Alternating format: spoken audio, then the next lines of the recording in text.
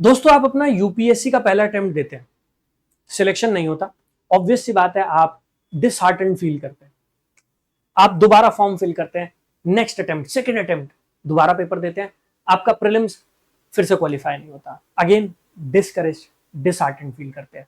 आप तीसरी बार दोबारा हिम्मत करते हैं, खुद को संजोते हैं, एक बार फिर से फॉर्म फिल करते हैं और इस बार एक्सपेक्ट करते हैं कि आप एक ऑल इंडिया रैंक अचीव कर पाएंगे। बट तीसरे अटेम्प्ट में भी आप प्रीलिम्स क्वालिफाई नहीं कर पाते। ज्यादातर बच्चे शायद इससे आगे ना जा पाए। ज्यादातर यूपीएससी एस्पिरेंट शायद इस तैयारी को छोड़कर अपने लिए कोई और पाथ ढूंढ ले। लेकिन कुछ एक ऐसे भी होते हैं जो जुझारू होते हैं, जिनको ऐसा लगता है कि नहीं, मैं अगर किसी और लाइन में चला भी जाता हूं, उसके साथ पैरेलली मैं यूपीएससी को जरूर परस्यू करूंगा, क्योंकि वो मेरा ड्रीम है और मुझे उसे क्वालिफाई करना है। एक ऐसी स्टोरी इस बार सामने आई है, ऑल इंडिया रैंक 1। मैं बात कर रहा हूं प्रयागराज की शक्ति दुबे की। 5वें अटेम्प्ट में सिलेक्शन।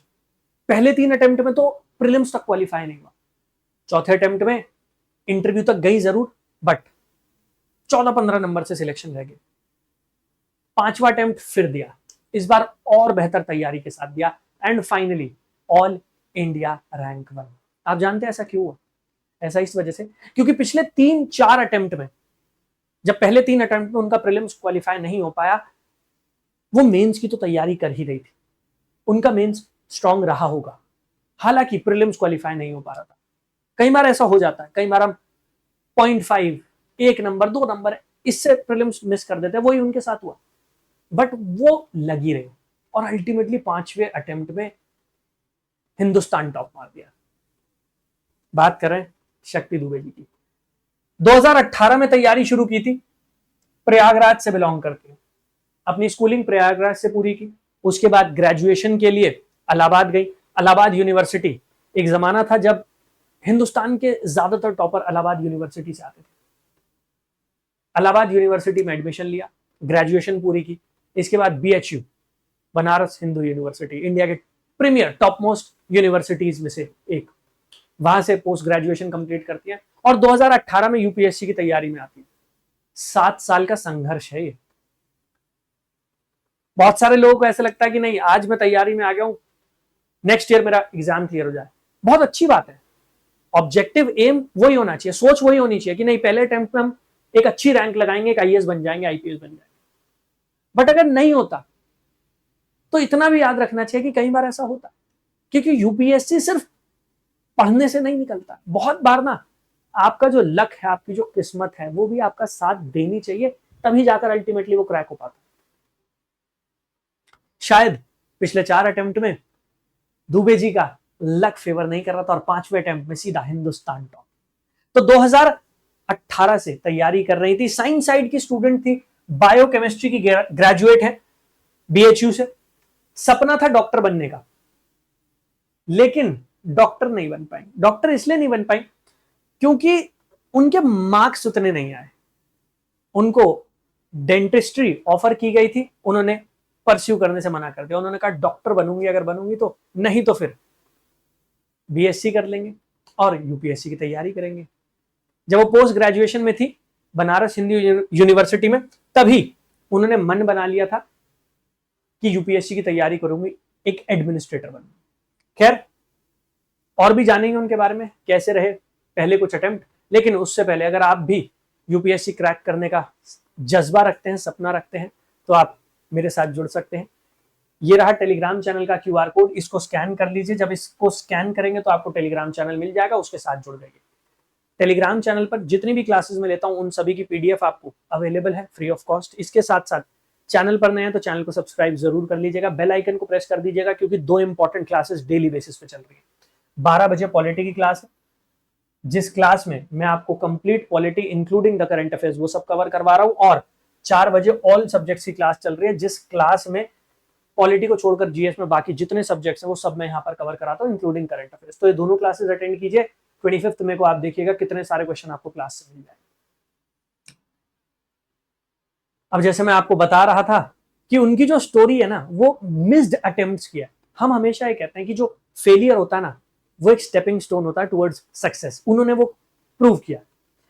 पहले 4 अटेम्प्ट में सिलेक्शन नहीं हुआ, इनफैक्ट पहले 3 अटेम्प्ट में तो प्रीलिम्स तक नहीं क्वालिफाई हुआ। क्या कहा है उन्होंने, देखिए, in my first 3 attempt I didn't even clear prelims, in the fourth reached interview round but could not clear it, last year I miss the cut off by 12 marks. सोचिए आप, पहले 3 अटेम्प्ट में बच्चा प्रीलिम्स तक qualify नहीं कर पा रहा, चौथे अटेम्प्ट में इंटरव्यू तक जाने का मौका मिला है, 12 नंबर से फाइनल सिलेक्शन रह गया। एक बार तो उनके मन में भी आया होगा कि तैयारी छोड़ दूं, और ऐसा हुआ था।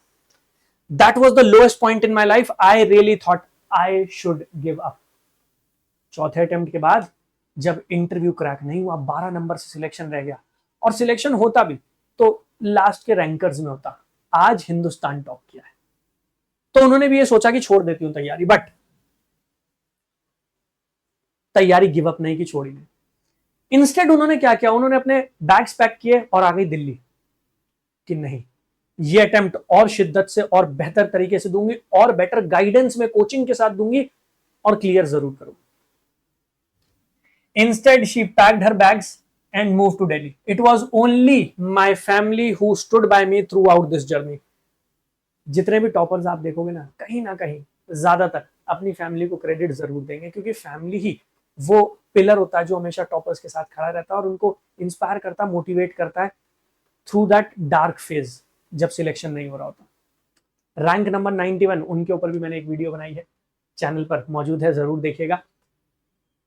उसमें भी मैंने बताया है कि कैसे he lost his I site, his vision, but उनकी मदर, उनकी family, they stood by him and ultimately rank 91। सोचिए कितनी इंस्पायरिंग जर्नी रही होगी। तो वो भी आ गई, और उनकी मदर, उनकी फैमिली, उनके father, they all stood by her. In fact उन्होंने ये भी कहा कि वो 3 भाई बहन में सबसे बड़ी है, एल्डेस्ट है तीनों सिबलिंग में। और जब आप फैमिली में बड़े होते हैं, जब आप भाई बहन में बड़े होते हैं, तो एक सेंस ऑफ रिस्पॉन्सिबिलिटी आ जाता है। आपको एक एग्जाम्पल सेट करना होता है छोटे भाई बहन के लिए, उन्होंने वही करके दिखा है। वो सेंस ऑफ रिस्पॉन्सिबिलिटी भी उनके अंदर थी। इनफैक्ट बार बार एक सवाल पूछा जाता है, कितने घंटे पढ़ना चाहिए, कितने घंटे पढ़ना चाहिए। तो रैंक नंबर 91 जिनकी मैं बात कर रहा था, उन्होंने तो ये कहा कि भाई मुझे जितना टाइम मिल रहा था मैं पढ़ाई को लगा रहा था, मैंने कभी घंटे गिने नहीं कि कितने घंटे मैंने पढ़ाई की। बट अगर हम बात करते हैं रैंक नंबर 1 की, तो उन्होंने बताया है, she made a chart, stuck to it and treated every day like a small step. एक टाइम टेबल बनाया, टाइम टेबल को रिलीजियसली फॉलो किया, और हर दिन को एक छोटे कदम की तरह लिया। हम कहते हैं यूपीएससी में छोटे छोटे टारगेट सेट किए जाने चाहिए, उन्होंने छोटे टारगेट सेट किए। हर रोज डेली बेसिस पे थोड़ा थोड़ा सिलेबस कवर करना है। If I had to study 8 to 10 hours a day, I would finish that and then take time for myself the next day। मतलब वो ये कह रही है कि अगर मैंने टारगेट सेट कर लिया कि भाई आज मुझे ये टॉपिक कवर करना है, तो मुझे अगर उसके लिए 8 से 10 घंटे भी बैठना पड़ रहा है, उसे कवर करना पड़ रहा है, मैं करती थी, चाहे मुझे अपने लिए वक्त ना मिले। फिर मैं नेक्स्ट डे खुद को टाइम दिया करती थी, क्योंकि मेरे लिए ज्यादा जरूरी था कि पहले उस सिलेबस को, उस टारगेट को मैं अचीव कर पाऊं। और यही उन्होंने कहा, that's the only way to survive this journey, कि आप छोटे छोटे टारगेट सेट कीजिए, खुद को भी समय दीजिए, लेकिन पहले प्रायोरिटी दीजिए अपने टॉपिक्स को, अपनी पढ़ाई को। जब वो टॉपिक पूरा हो जाए उसके बाद खुद को समय दीजिए, क्योंकि खुद को समय देना भी इस तैयारी में बहुत जरूरी है। इसके साथ साथ Dubey says her top choice for her cadre remains home state. तो वो चाहती हैं कि उत्तर प्रदेश में ही उनको पोस्टिंग मिले, उत्तर प्रदेश में वो एक आईएएस ऑफिसर बनकर आए, क्योंकि उनका मानना है कि वो उत्तर प्रदेश को बहुत बेहतर तरीके से समझती हैं, उत्तर प्रदेश की प्रॉब्लम्स को समझती हैं। स्पेशली यूपी में जो फीमेल्स के अगेंस्ट क्राइम होता है, फीमेल्स को जो प्रॉब्लम्स है उसको बहुत अच्छी तरीके से समझती हैं, और वो चाहती हैं कि वो इन प्रॉब्लम्स को सॉल्व कर पाए, इनका सोल्यूशन सोसाइटी को प्रोवाइड कर पाए। I understand the issues of Uttar Pradesh and I have lived there all my life, so Uttar Pradesh will always be my first preference. अब देखने वाली बात होगी कि क्या फर्स्ट प्रेफरेंस मिल पाता है या फिर नहीं मिल पाता।